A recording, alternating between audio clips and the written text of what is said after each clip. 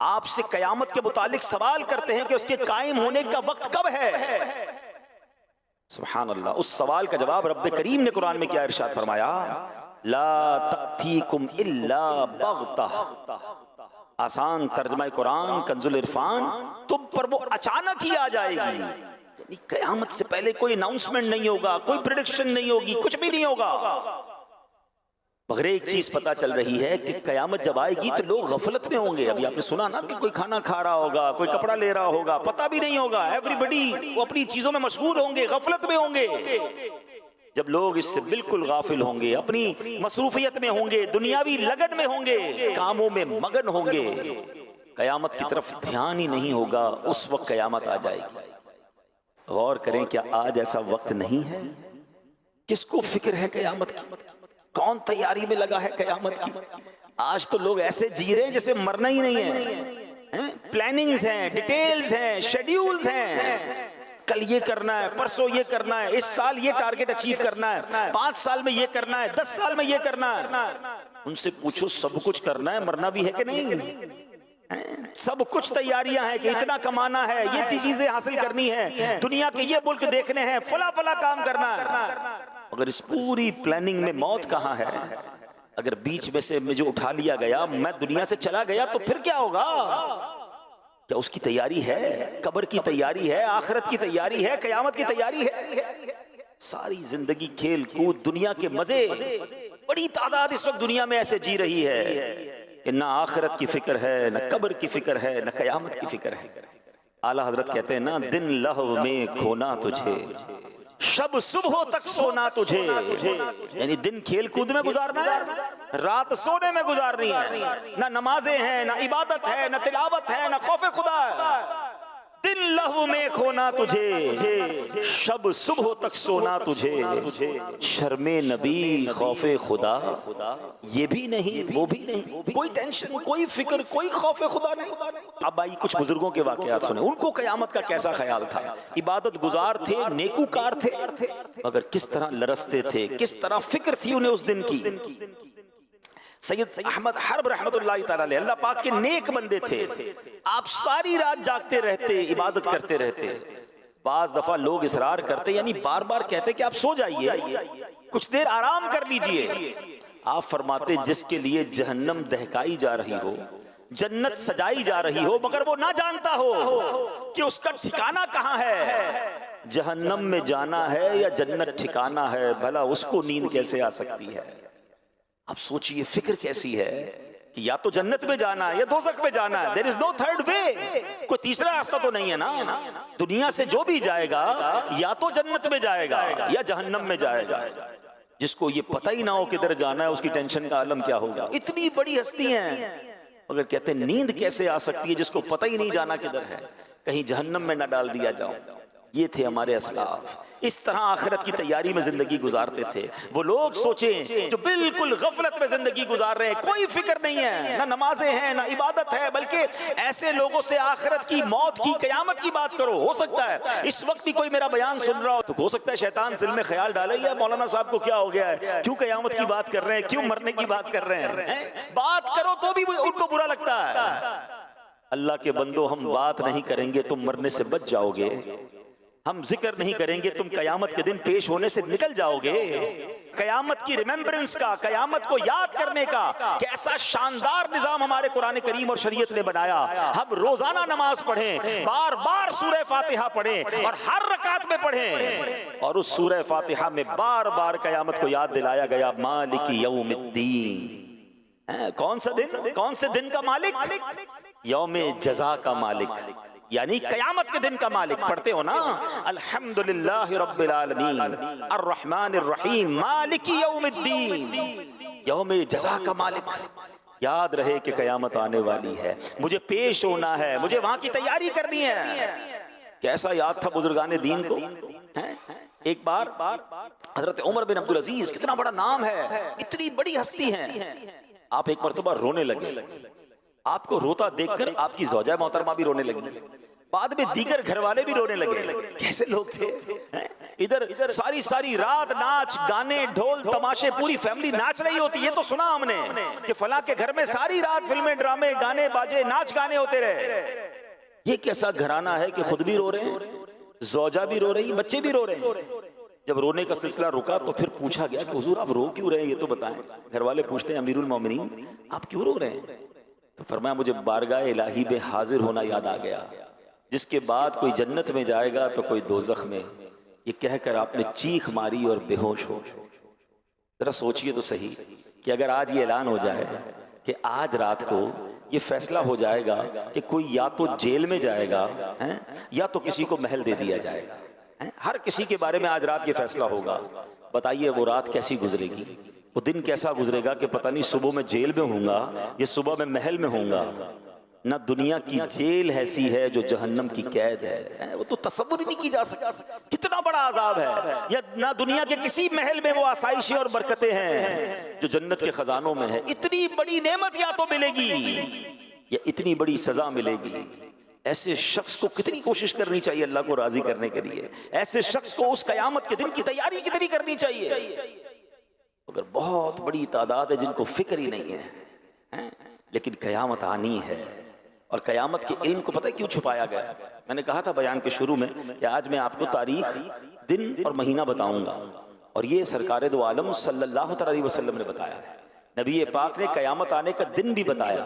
दिन फरमाया जुमे का दिन होगा। तारीख भी बताई, फरमाया 10 तारीख होगी। महीना भी बताया, वो महीना मुहर्रमुल हराम का होगा। सिर्फ साल नहीं बताया है, ठीक है। 10 मुहर्रम और जुमे का दिन होगा जब कयामत आएगी। और फरमाया क्यों नहीं बताया? इसकी वजह ये उलमा फरमाते हैं ताकि हम हर वक्त डरते भी रहें, कयामत की तैयारी में मसरूफ रहें, गाफिल ना हो जाएं। किसी साल भी आ सकती है, हमें तैयार रहना है। ऐ मेरे प्यारे इस्लामी भाइयों, हाँ प्यारे आका अलैहिस्सलाम ने मुख्तलिफ मकामात पर मुख्तलिफ हदीसों में कयामत की निशानियां बयान की। कयामत से पहले ये बातें हैं जो हो जाएंगी, और उनमें से बहुत सारी निशानियां हो चुकी हैं। आज हम अपने बयान में कयामत की कुछ निशानियों के बारे में जानेंगे।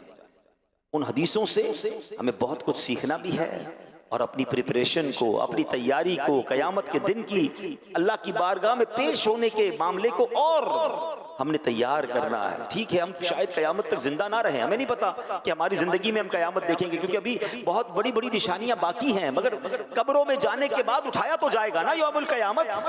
उस दिन जब पेश किया जाएगा, उस दिन हमारे हाथ में क्या होगा? क्या सीधे हाथ में नामा अमाल मिलेगा या उल्टे हाथ में दिया जाएगा? क्या जन्नतियों की लाइन में खड़ा किया जाएगा या माअल्लाह दोज़खियों की लाइन में खड़ा किया जाएगा? क्या नबी पाक के हाथों जामे कौसर मिलेगा या प्यासे ही रह जाएंगे? क्या अल्लाह के अर्श का साया मिलेगा या धूप में खड़े रह जाएंगे? या उन खुशनसीबों में होंगे जिन्हें नबी पाक अपने साथ जन्नत में ले जाएंगे? सोचिए तो सही कैसा मंजर होगा। उस दिन की तैयारी करनी है।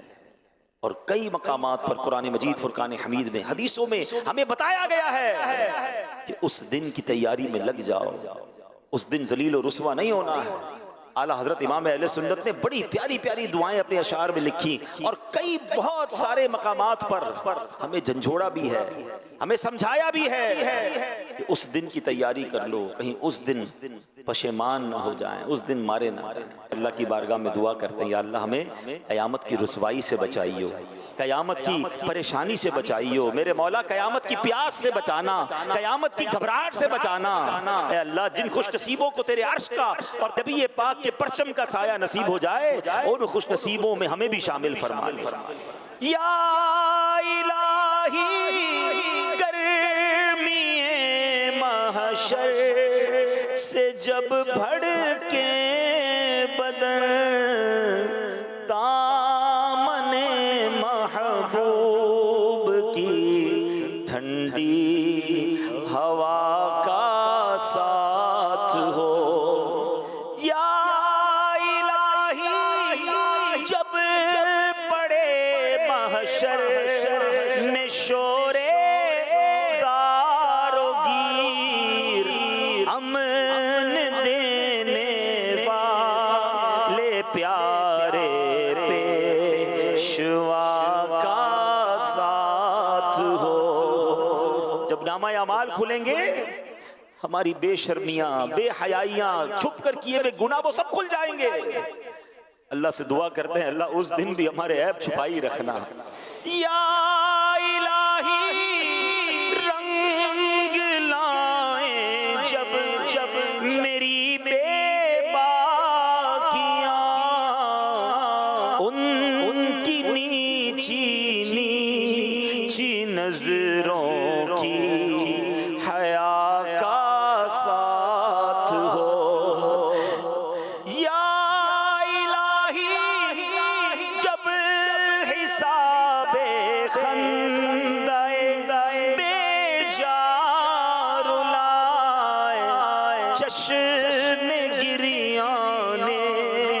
शफीए मुर्तजा का साथ हो।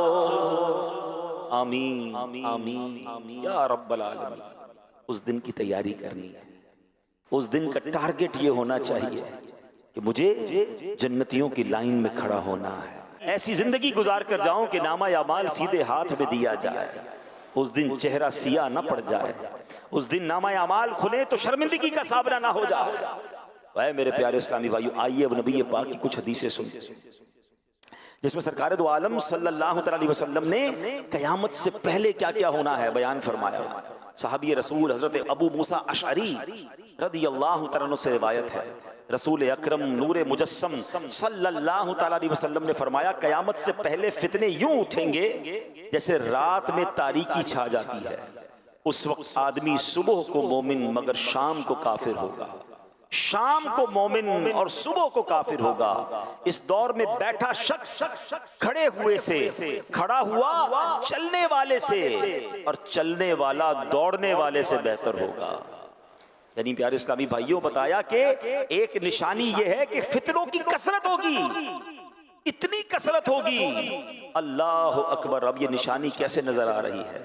पूरी आबो ताब से ये निशानी पूरी होते हुए नजर आ रही है। कितने फितने हैं, अल्लाह अकबर। कहीं लादीनियत का फितना है, कहीं जनाब इस्लाम के खिलाफ साजिशें हो रही हैं, कहीं मुसलमानों को गैर मुस्लिम बनाने की प्लानिंग हो रही है, मुसलमान बच्चों के दीन और ईमान पर कहीं स्कूल कॉलेजेस में निसाब के जरिए हमले हो रहे हैं, दहरियत को फैलाया जा रहा है। माअद अल्लाह कहीं इस्लाम का नाम लेने वाले खत्म नबूवत के बारे में जनाब लोगों का जहन खराब करने की कोशिश कर रहे हैं। कहीं ऐसे हैं जो कलमा तो पढ़ते हैं मगर सहाबा के खिलाफ बातें करते नजर आ रहे हैं। कहीं ऐसे हैं जो कलमा पढ़ते हैं मगर अहले बैत अतहार के खिलाफ बात करते नजर आ रहे हैं। अल्लाह अकबर। इस्लामी लिबादा है, बात कुरान और हदीस की कर रहे हैं और ईमान पर डाका डालने की कोशिश हो रही है। गोया हर तरफ से फितनों का अंबार है और हम हैं कि गफलत में जी रहे हैं। टेंशन ही कोई नहीं है, सबकी सुननी है, सबके पास बैठना है, सबसे दोस्ती लगानी है। अरे जनाब कोई मसला नहीं, मसला है कयामत से पहले। आका फरमाते हाल क्या होगा? कोई सुबह को मोमिन होगा, शाम को काफिर होगा, शाम को मोमिन होगा, सुबह को काफिर होगा। यानी हर तरफ से ईमान के डाकू डाके डाल रहे होंगे। सैयदी आला हजरत इमाम अहले सुन्नत ने 100 साल पहले बात फरमाई थी। कहा सूना जंगल, रात अंधेरी, छाई बदली काली है, सोने वालों जागते रहियो, चोरों की रखवाली है। आंख से काजल साफ चुरा लें या वो चोर बला के हैं। तेरी गठड़ी ताकी है और तूने नींद निकाली है। क्या फरमाया? आंख से काजल चुरा लेंगे। कितना जबरदस्त मुहावरा इस्तेमाल किया। आंख के अंदर लगा हुआ काजल और सुरमा कौन चुरा सकता है? फरमाया ऐसे बला के चोर होंगे तुम्हें पता ही नहीं चलेगा और तुम्हारा माल ले जाएंगे, तुम्हारा ईमान ले जाएंगे, तुम्हारा अकीदा ले जाएंगे। क्योंकि इल्म दीन तो है नहीं, उलमाए किराम की सोहबत है नहीं, दीन पर पुख्तगी का जहन है नहीं। ईमान जनाब कितनी बड़ी चीज है, उसकी हिफाजत की फिक्र ही नहीं है। ये सब कुछ हो रहा है और नबी पाक ने 1450 साल पहले कमोबेश बता दिया था कि ऐसे फितने होंगे। मगर क्या हम इस वक्त कॉन्शियस हैं? हम इसमें फिक्रमंद हैं कि मेरा ईमान बच जाए, मेरा अकीदा बच जाए। अच्छा जनाब, मेरा बच गया, मेरे बच्चों का बच जाए। इतनी बड़ी तादाद में लोग यहाँ बैठे हैं, इनमें से बहुत सारे बड़ी उम्र के हैं, माशाल्लाह बचपन से दीनी माहौल में या जवानी में दीनी माहौल में आ गए, मगर आज का नौजवान कहाँ है? हमारी अपनी औलाद कहाँ है जो स्कूल कॉलेज और दोस्तों में सारा सारा दिन और रात घूम रहे हैं? उनके ईमान और अकीदे की कौन फिक्र करेगा? उन्हें कौन दीन की बात बताएगा? क्योंकि सोशल मीडिया का जमाना है, हर बंदे के हाथ में सोशल मीडिया है और सबकी सुनने का जहन बन गया है। याद रखिएगा कि ये ईमान छीनने की साजिशें हो रही हैं। हमें ईमान की हिफाजत करनी है, फितनों से अपने आप को बचाना है। अल्लाह अकबर। बुखारी शरीफ की हदीस सुनिए, इस हदीस से और समझ आएगा कि जब हर तरफ से फितने हो हमें क्या करना चाहिए। हमें साइड पर हो जाना चाहिए, फितनों की तरफ जाना नहीं है। नबी पाक फरमाते हैं, अल्लाह के आखिरी नबी रसूल हाशमी सल्लल्लाहु तआला अलैहि वसल्लम ने फरमाया, अनकरीब एक जमाना आएगा कि उस वक्त मुसलमान का बेहतरीन माल बकरी होगा। क्या होगा? बकरी होगा, ताकि बकरियां लेकर पहाड़ों और बारिश की जगहों की तरफ निकल जाए और फितनों से अपना ईमान बचा ले। अल्लाह अकबर। इस हदीस के तहत उलमा फरमाते हैं इसका मतलब यह है कि कुछ बकरियां हों, गारों की तरफ जाए, वहीं बकरियां चराए, उसी के दूध से अपना गुजारा करे और अपना ईमान बचा ले, यानी फितनों वाली जगह से दूर चला जाए। अल्लाह अकबर। अब इससे हमें आज के दौर में क्या सीखने को मिल रहा है कि जहां फितना है, जहां ईमान के जनाब खिलाफ साजिशें हैं, वहां हमें जाना ही नहीं है। हमें उस गली में क्यों जाना है कि जनाब वहां दीन छीनने का, अकीदा छीनने का डर है। मगर कहते नहीं जनाब, मैं फलां को जरा सर्च तो करूं, उसे तो सुनूं, उसकी गली में जाऊं, उसकी बात तो सुनूं। हदीस क्या कह रही है कि बकरियां लेकर बंदा अकेला चला जाए, ईमान बचा ले। अगर आज दुनिया भर में ट्रेवल करना है, लोग उन मुल्कों में हिजरत करने के ख्वाब देख रहे हैं कि हम उन मुल्कों में जाएं, अपने बच्चों को भेजें ताकि थोड़े पैसे कमा कर लाए, थोड़ा जनाब दुनिया भर की डिग्रियां लेकर आए। अरे कभी सोचा कि बच्चा जाकर डिग्री तो ले आएगा, कहीं ईमान ना देकर आ जाए, यूरो और पाउंड्स तो लेकर आ जाएगा, मगर दीन और ईमान ना चला जाए। सबसे पहले ईमान है मेरे प्यारे साथी। दुनिया भर में सफर करने वाले, माइग्रेशन के ख्वाब देखने वाले, दुनिया भर के वीजों की लाइन में लगने वाले, एक बात का तो फैसला करो, जिस मुल्क में जा रहे हो, जिस इलाके में जा रहे हो, क्या वहां दीनदार लोग हैं? कहां वहां जाकर मेरा और मेरी औलाद का, मेरी आने वाली नस्लों का ईमान महफूज रहेगा? इसकी कोई टेंशन नहीं है। बताओ उधर पैसे कितने मिलेंगे, उधर जनाब करेंसी कितनी मिलेगी, उधर पासपोर्ट कितना जल्दी मिलेगा, सिर्फ ये सोचना है। बिल्कुल इसी तरह अपने कारोबार, अपनी दोस्तियां करते वक्त, अपनी रिश्तेदारियां करते वक्त सोचिए। लोग कहते हैं खानदान बड़ा है, बच्ची बहुत खुश रहेगी, बेटे की फला खानदान में शादी हो जाएगी, जहेज बड़ा अच्छा आएगा, ताल्लुकात बड़े मजबूत हो जाएंगे, बड़े बड़े खानदान से हमारा जनाब, बड़े कबीले और बड़े जनाब सिटी के लोगों से हमारा रिलेशन हो जाएगा, बड़े ओहदे वाले लोग हैं जनाब, बड़ा नाम है इनका। नाम बड़ा है, घर बड़ा है, गाड़ियां बहुत हैं, पैसा बहुत है, ईमान है कि नहीं, अकीदा दुरुस्त है कि नहीं, कोई नहीं पूछेगा, कोई नहीं सोचेगा। अपनी बेटी जिसके हाथ में दे रहे हो, जिस खानदान वालों के साथ रिश्ता कर रहे हो, कभी सोचा कि उनका अकीदा, सहाबा, अहले बैत, खुद नबी पाक और अल्लाह के बारे में क्या है? अरे कमाते बहुत हैं, कौन चेक करेगा कि हलाल कमाते हैं या हराम कमाते हैं? अगर सूद का काम करने वाला है तो अल्लाह से जंग करने वाला है ना, है ना? हदीसों में सूद का काम करने वाला कौन है? जैसे उसने अल्लाह से जंग की। अरे जो रब से जंग कर रहा है तुम उससे रिश्ता कर रहे हो, उसने तो बर्बाद होना है। अल्लाह से जंग करके तो कोई नहीं जीत सकता ना। किसी को कोई टेंशन नहीं है। दुनिया का मनसब, दुनिया का पैसा, दुनिया का नाम, जनाब फेम चाहिए। पता है मेरा रिश्ता किससे हो गया है? ये बात करनी है, ये नाम चाहिए। ईमान की फिक्र कौन करेगा? ना करो ऐसा। काश ये बात हमारे जहन में बैठ जाए कि रिश्ता करना है, कारोबार करना है, किसी मुल्क में शिफ्ट होना है, इवन पाकिस्तान के किसी इलाके में जो माइग्रेट करना है, नया घर लेना है, पहले देखूं आशिकाने रसूल की मस्जिद करीब है कि नहीं, बच्चे पैदा होंगे तो मदरसा करीब है कि नहीं, जहां मेरे बच्चों का दीन, ईमान और अकीदा महफूज रहेगा। अरे आज मैं हूं, मेरे बच्चों को संभाल रहा हूं, कल मेरी आंखें बंद होनी है, मुझे दुनिया से जाना है, मेरे बाद मेरे बच्चों का क्या होगा, मेरे बच्चों के बच्चों का उस मुल्क और उस इलाके में क्या होगा, कोई नहीं सोच रहा। अच्छा आज अच्छे खासे दीनदार लोगों को कहें यार आप फलां के साथ उठते बैठते हैं तो आपका दोस्त बदअकीदा है, आपका दोस्त बेईमान है, आपका दोस्त माअल्लाह गुस्ताखे सहाबा या गुस्ताखे अहले बैत है, और जनाब नबी पाक के बारे में, दीन के बारे में उसकी ख्यालात अच्छे नहीं है। तो लोग कहते हैं जनाब उसका अपना अकीदा, मेरा अपना अकीदा, मैं तो सिर्फ दोस्ती करता हूं, हम साथ खाते पीते हैं, हमारा कारोबार है, हमारा उठना बैठना है। मुझे एक बात बताओ, आपके वालिदैन को कोई गालियां दे, आपके माँ बाप को कोई बुरा भला कहे, क्या उसके साथ भी ऐसी दोस्ती लगाओगे? नहीं, उसका तो मैं मुंह देखना पसंद ना करूं हैं। और सहाबा और अहले बैत के बारे में कैसी भी कोई बात कर ले, मेरा दोस्त बन सकता है? मिलना नहीं कयामत के दिन, सहाबा को मुंह नहीं दिखाना है, इमाम हुसैन के कदमों में जाना नहीं है, पंजतन पाक की गुलामी नहीं इख्तियार करनी। क्या करोगे ये दोस्तियां? यानी इतना इतना सब कुछ हल्का हो गया हमारे लिए कि दीन, ईमान, अकीदा, बिलीव्स कुछ भी नहीं, सिर्फ दुनिया की दोस्ती, सिर्फ थोड़े पैसे, सिर्फ थोड़े ताल्लुका। नहीं मेरे प्यारे इस्लामी भाई, सबसे पहले ईमान है। और याद रखिएगा, सोहबत असर लाती है।